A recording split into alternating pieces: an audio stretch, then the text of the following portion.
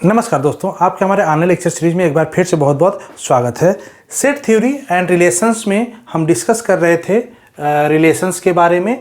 हमने कई सारे टॉपिक प्रीवियस लेक्चर में डिस्कस किया था, जिसमें definition of relation, operation, properties, composite relation, equality, ये सारी चीज़ डिस्कस किया था। आप प्रीवियस लेक्चर में जाएंगे तो आपको ये सारे मिल जाएंगे। आज का हमारा टॉपिक जो होगा रिकर्सिव रिलेशन के बारे में हम डिस्कस करेंगे। आगे बढ़ने से पहले एक चीज़ हम आपको बता दें कि हमारा जो आगे का लेक्चर है या जो आज का लेक्चर है ये हमेशा प्रीवियस लेक्चर पे बेस्ड होगा। तो अगर आप डायरेक्टली इस लेक्चर पे आए हैं तो आपसे रिक्वेस्ट है कि आप पीछे के सारे लेक्चर देखते हुए आइए, जिससे कि सारा कंसेप्ट आपको क्लियर हो जाए। आज हम डिस्कस करेंगे इसी में कंटिन्यू सीरीज में जो हमारा है रिकर्सिव रिलेशंस के बारे में। तो चलिए स्टार्ट करते हैं सबसे पहले डिफिनीशन से, और उसके बाद हम कुछ एग्जांपल्स भी देखेंगे कि किस टाइप के क्वेश्चंस एग्जाम में आ सकते हैं और उसको आप कैसे सॉल्व करेंगे। तो रिकर्सन आपको पता ही होगा। रिकर्सन आप बहुत पहले से ही सी प्रोग्रामिंग में पढ़े होंगे, अदर सब्जेक्ट में भी पढ़े होंगे। रिकर्सन के कंसेप्ट से थोड़ा बहुत आप अवेयर तो होंगे, लेकिन यहाँ पे डिस्क्रीट स्ट्रक्चर में कैसे यूज हो रहा है इसको हम देखेंगे। तो डिफिनीशन क्या करता है? एक recursive relation is an equation. ध्यान दीजिएगा, यहाँ पे एक एक शब्द का मीनिंग होगा। Recursive relation is an equation which represent sequence based on some rules. Simply कहने का मतलब कि रिकर्सिव रिलेशन क्या है? एक इक्वेशंस है जो कि कोई सीक्वेंस जनरेट करता है, मींस आउटपुट में कोई सीक्वेंस आएगा और वो किसी रूल पे बेस होगा। ठीक है, उसी को हम क्या कहेंगे? Recursive relation. It help in finding subsequent term, that means next term dependent upon the previous term. Means जो भी हम रिकर्सन में नेक्स्ट टर्म फाइंड आउट करेंगे, मीन्स कैलकुलेशन में जो हम नेक्स्ट टर्म आगे बढ़ेंगे वो हमेशा किससे जनरेट होगा? प्रीवियस से, मतलब प्रीवियस कैलकुलेट हो चुका होगा, उसी से हम नेक्स्ट टर्म जनरेट करेंगे। वही आपका रिकर्सन का मीनिंग होता है। जनरली आप रिकर्सन अगर आप सी प्रोग्रामिंग में देखे होंगे तो कैसे पढ़ते होंगे? कोई रिकर्सिव नाम का फंक्शंस है, इसके डिफिनीशन से हम फिर से इसी रिकर्सिव नाम फंक्शन को क्या करते हैं? कॉल कर लेते हैं। तो ये बार बार कॉल होता रहता है रिकर्सन में।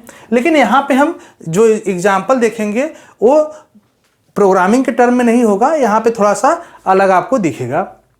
तो जब हम रिकर्सन की बात करते हैं, रिकर्सिव रिग्रेशन की, तो दो काफ़ी इंपॉर्टेंट टर्म यहाँ पे आते हैं। एक तो सीक्वेंस। सीक्वेंस क्या होगा? जो यहाँ पे सीक्वेंस मैंने बताया, सीक्वेंस एक तरह से जो रिकरेंस का सोल्यूशन होगा, जो रिजल्ट होगा, उसी को हम क्या कहते हैं यहाँ पे? सीक्वेंस। और दूसरी चीज़ हमको चाहिए इनिशियल कंडीशन। हमेशा जब हम रिकर्सन की बात करते हैं तो कहीं ना कहीं मुझे एक इनिशियल कंडीशन चाहिए जहां से हम स्टार्ट करेंगे अपना रिकर्सन। तो इनिशियल कंडीशन क्या होता है? Term that preceded the first term. जो भी फर्स्ट टर्म हम चलेंगे उससे पहले इनिशियल कंडीशन क्या होगा उसको हम कैसे लेके चलेंगे, वो आपका हो जाएगा इनिशियल कंडीशन। एग्जाम्पल से बहुत क्लियर हो जाएगा आपको। एग्जाम्पल यहाँ पे दो हमने लिया है। एक तो एग्जाम्पल फिबोनाची सीरीज का लिया है और एक एग्जाम्पल किसका लिया? फैक्टोरियल का। दोनों से आप अवेयर हैं, दोनों आपको पता है क्या फिबोनाची कैसे निकलता है, क्या होता है, प्लस फैक्टोरियल कैसे निकलता है, क्या होता है। इसलिए हमने एग्जाम्पल लिए हैं आपको रिकर्सिव रिलेशन जो है वो समझ में आए। तो पहले हम देखते हैं फिबोनाची का। फिबोनाची सीरीज आपको पता है, फार्मूला एक होता है जो इस इक्वेशन बताया यहाँ पे। रिलेशन क्या होगा? एक इक्वेशन यही होगा कि f n equal to f n minus one plus f n minus two. मतलब जो नेक्स्ट एफ एन जनरेट होगा वो कहीं ना कहीं, जैसे अगर यहाँ पे एन जनरेट करना है मुझे, तो ये प्रीवियस टर्म मतलब एन माइनस वन की value plus n minus two की वैल्यू जो यहाँ पे कैलकुलेट होगी, उसी के एडिशन से एफ एन जनरेट होकर आएगा। और सीक्वेंस क्या होता है? अगर फिबोनाची सीरीज आपको पता है तो सीक्वेंस होता है 0 1 1 2 3 5 8। बाई डिफ़ॉल्ट सीक्वेंस यही होता है। बाकी आप अगर एडवांस में पढ़ेंगे तो आप फिबोनाची सीरीज कहीं से भी जनरेट कर सकते हैं। एक जनरल फॉर्म देखें तो 0 1 1 2 3 5 8 इस तरह से जनरेट होता रहता है। इनिशियल कंडीशन क्या लेके चलेंगे हम यहाँ पे? इनिशियल कंडीशन देखिए, एफ 0 इक्वल टू 0 और एफ 1 इक्वल टू 1। दो इनिशियल कंडीशन हम लेके चलेंगे, मतलब कि ये दो हमारा होगा इनिशियल कंडीशन। देखिए अब कैसे जनरेट होगा? एफ 0 एफ 1 ये आपका हो जाएगा पहला वाला जो है यहाँ पे, इसको हम ले लेंगे एफ 0, ये हो जाएगा एफ 1, मतलब 0 और 1 तो पहले हम जनरेट कर देंगे। अब यहाँ से कैलकुलेट करना शुरू करेंगे किससे? यहाँ हो जाएगा एफ 2, इसके बाद एफ 3, ठीक है, इसके बाद एफ 4, इसके बाद एफ 5 एंड सो ऑन ऐसे जनरेट करते हुए चला जाएगा। तो यहाँ पे जो F2 की वैल्यू आएगी वो इसी फार्मूले से आएगी। अब देखिए F2 की वैल्यू क्या आ जाएगी यहाँ पे अगर निकालें हम तो F2 इक्वल टू Fn-1 मतलब F1 प्लस Fn-2 मतलब 0। F1 की इन दोनों के एडिशन से किसका मिलेगा वैल्यू? F2 की। तो देखिए F0 इक्वल क्या 0 1, तो 0 1 ऐड करेंगे तो F2 की वैल्यू कितनी आ जाएगी 1, मतलब F2 इक्वल टू हो जाएगा यहाँ पे 1। ठीक है, तो 0 1 1 ये जनरेट हो गया। अब इसकी वैल्यू देखिए F3 कैसे आएगी? F3 इक्वल टू Fn-1 मतलब F2 प्लस n-2 मतलब 3 - 2 F1, तो F2 प्लस F1 मतलब F2 इसकी वैल्यू और प्लस इसकी वैल्यू एडिशन करेंगे तो आएगा 2, यहाँ पर हो जाएगा 2, ये वाली जनरेट हो गई। ऐसे अगर हम इसकी वैल्यू देखें F4, तो F4 कैसे जनरेट हो रहा है? F4 मतलब equal to F3 plus F4 - 2 मतलब F2, तो यहाँ से F3 F2 की वैल्यू आ जाएगा, मतलब F4 की वैल्यू आ जाएगा 2 + 1 इक्वल टू 3, तो यहाँ देखिए इसकी वैल्यू आ गया 3, F3 की वैल्यू आ गया 3। इसी तरह से अगर F5 निकालेंगे तो आप क्या हो जाएगा F5 equal to F4 plus F3, मतलब हमेशा देखिए जो नेक्स्ट टर्म जनरेट हो रहा है वो प्रीवियस 2 का सम हो रहा है, तो 2 + 3 इक्वल टू क्या आ जाएगा यहाँ पे 5 आ जाएगा। ये ऐसे सीरीज क्या होगा जनरेट होता हुआ जाएगा। यही क्या होता है? यही होता है आपका रिकर्सिव रिलेशन। क्लियर है? नेक्स्ट इसी तरह दूसरा एग्जाम्पल अगर हम देखें, दूसरा एग्जाम्पल किसका है? फैक्टोरियल का। इससे भी आप अवेयर होंगे। अब देखिए फैक्टोरियल का फार्मूला आपका ये होता है जिसको हम इक्वेशंस कहते हैं, Fn equal to n multiply by Fn-1, मतलब फैक्टोरियल जो वैल्यू यहाँ निकालना है जिसका वो number multiply by factorial n-1, उससे पहले की जो फैक्टोरियल कैलकुलेटेड वैल्यू है प्रीवियस टर्म जो प्रीवियस तक सॉल्व हो चुका है वो यहाँ पे आएगा। अगर सीक्वेंस देखें एग्जाम्पल के तौर पे तो रिजल्ट अगर F5 का देखते हैं तो क्या होता है 5 multiply by 4 multiply by 3 multiply by 2 multiply by 1 multiply by 1। ठीक है, यही इक्वेशन एक सीक्वेंस होता है।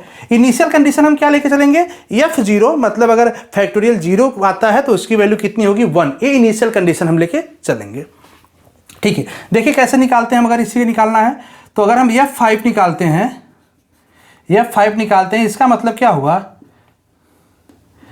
फैक्टोरियल मतलब 5 मल्टीप्लाई बाई, देखिए यहाँ से n की वैल्यू 5 मल्टीप्लाई बाई फैक्टोरियल या F ले लेते हैं यहाँ पे F4, यहाँ पे n-1 4 ही हो जाएगा ना।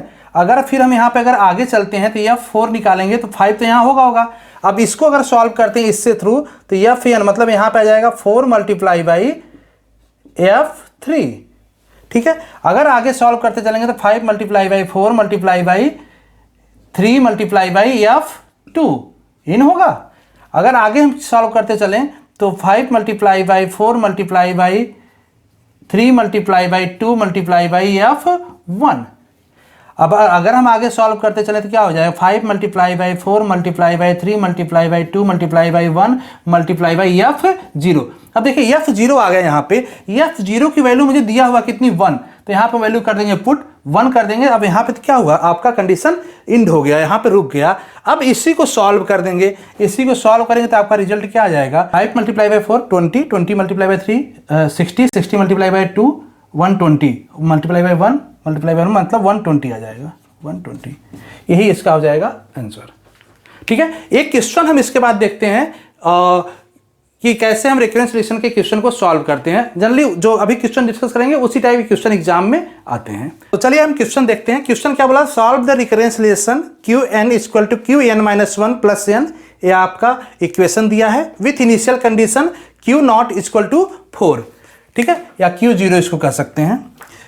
अब इसके थ्रू अगर हम देखें तो मुझे क्या करना है, इस इक्वेशन को सॉल्व करना है, इस रिकरेंस रिलेशन को सॉल्व करना है। रिकरेंस सॉल्व करने का मतलब कि यहाँ पे हम डायरेक्टली किसी भी टर्म को n की वैल्यू कुछ भी हो, अगर हम उस टर्म की वैल्यू डायरेक्ट कैलकुलेट करना चाहते हैं तो बिना इस प्रीवियस में गए, प्रीवियस की वैल्यू कैलकुलेट किए हम डायरेक्टली उसकी वैल्यू निकाल सकें, वही मुझे फार्मूला जनरेट करना है इसको सॉल्व करते हुए।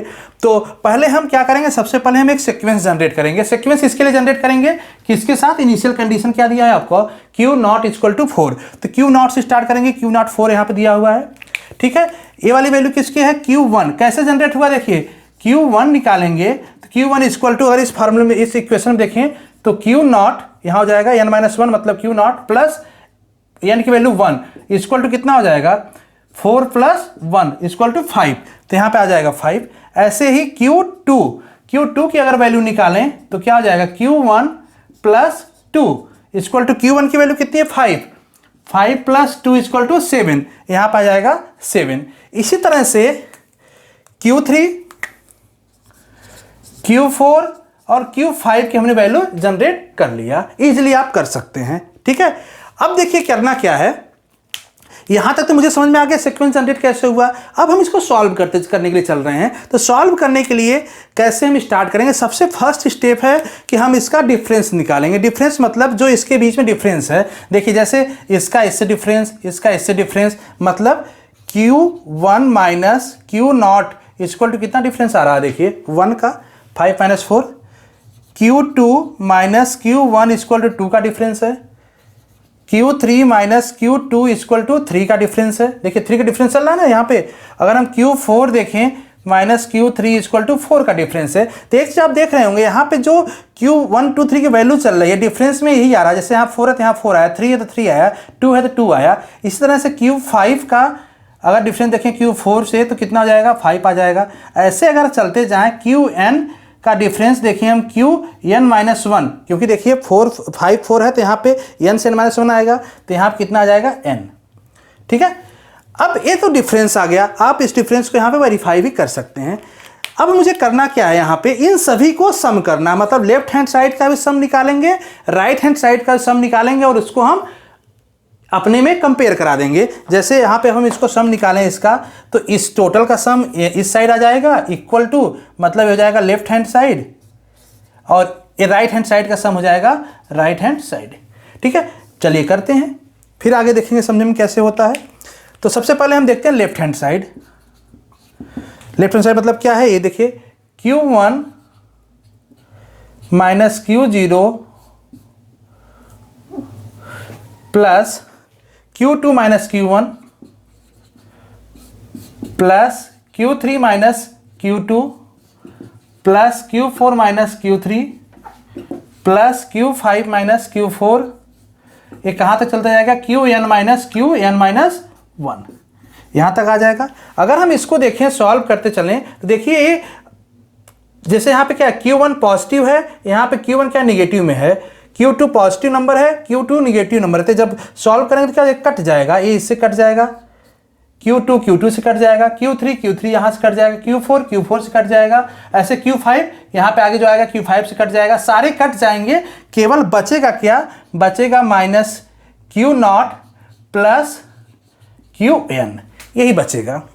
ये हो जाएगा हमारा लेफ्ट हैंड साइड का। अब राइट हैंड साइड का इसी तरीके से निकाल लीजिए। राइट हैंड साइड का देखेंगे तो क्या आ जाएगा, 1 प्लस 2 प्लस 3 प्लस 4 प्लस 5, एक सीरीज चलता जाए कहाँ का, 9 तक। अब इसको अगर हम सॉल्व करें तो यहाँ पे देखेंगे क्या, एक सम ऑफ सीरीज चल रहा है। सम ऑफ सीरीज चल रहा है मतलब कि इसका फार्मूला क्या हो जाएगा, n minus n plus 1 divide by 2। Sum of series का ही होता है। अब इसको हम कंपेयर कराएंगे लेफ्ट हैंड साइड से। तो लेफ्ट हैंड साइड में क्या आया, minus Q0 plus Qn equal to n plus 1 divide by 2। यहाँ से Qn की वैल्यू निकाल लीजिए, n plus 1 divide by 2 plus Q0।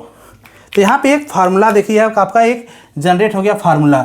इस फार्मूला से हम डायरेक्टली किसी भी पोजीशन की वैल्यू निकाल सकते हैं। एग्जाम्पल के लिए हम यहाँ प्रूव करके भी दिखा सकते हैं डायरेक्टली कैसे निकलेगा। देखिए अगर हम इसके थ्रू निकालते हैं तो मुझे प्रीवियस टर्म चाहिए। क्यों, देखिए अगर हम Q6 का निकाल रहे हैं, मतलब अगर हम यहाँ Q6 की वैल्यू निकालें यहाँ इस पोजीशन के लिए, तो Q6 के इस इक्वेशन से क्या बोला फार्मूला, मुझे Q5 की वैल्यू चाहिए प्लस 6, मतलब Q5 की वैल्यू पहले जनरेट होनी चाहिए तभी तो ये वैल्यू निकल पाएगा इससे।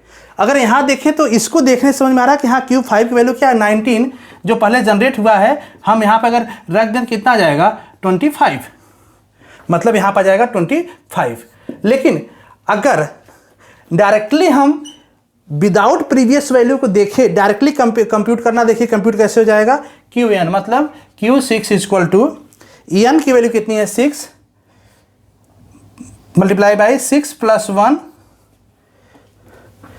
डिवाइड बाई 2 प्लस Q0 मतलब Q0 की वैल्यू कितनी है 4, सॉल्व कीजिए, 3 हो जाएगा, 7 multiply by 3 21 plus 4 equal to 25। देखिए यहाँ से भी 25 आ गया, लेकिन जब हम इस फार्मूले को देख रहे हैं तो यहाँ पर मुझे प्रीवियस टर्म में कैलकुलेट करने की जरूरत नहीं पड़ी थी, तो ही मुझे सॉल्व करना था रिकरेंस रिलेशन में। होप सो आपको कंसेप्ट क्लियर हो चुका होगा। कोई डाउट हो तो कमेंट बॉक्स में जरूर पूछिएगा, और हमारे चैनल को सब्सक्राइब जरूर कर लीजिए, क्योंकि आप लोग वीडियो देखते हैं, अच्छा भी लगता है, वीडियो समझ में भी आता है कंसेप्ट, लेकिन वीडियो को सब्सक्राइब नहीं करते आप लोग। तो चैनल को सब्सक्राइब कीजिए, और वीडियो अच्छा लगा हो तो लाइक कीजिए, अपने फ्रेंड्स में शेयर जरूर कीजिए इसको। तो नेक्स्ट टॉपिक पे आते हैं। नेक्स्ट टॉपिक हमारा क्या है? Order of relations. काफ़ी इंपॉर्टेंट, मोस्ट इंपॉर्टेंट टॉपिक है इसका। इसको हम नेक्स्ट लेक्चर में डिस्कस करते हैं। Thank you so much.